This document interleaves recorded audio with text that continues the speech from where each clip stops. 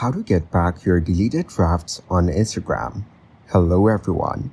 In this video, I will show you how to get back your deleted drafts on Instagram. First, navigate to the Instagram app and log in to your account. Now, go to the Profile tab at the bottom bar. Next, tap the three bars in the top right corner to open the settings. Here, select the Your Activity option. Then scroll down and tap Download Your Information. You will be directed to the Account Center.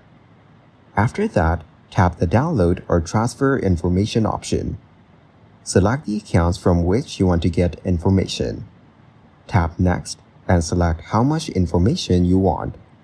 If you tap Some of your information, select the suitable options.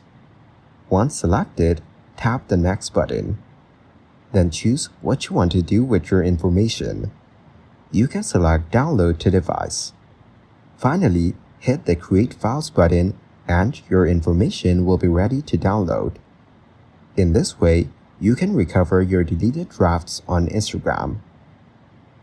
Thank you guys for watching this video. Hope you got some value. Make sure to like the video and subscribe to the channel to get notified of new videos. See you in the next one.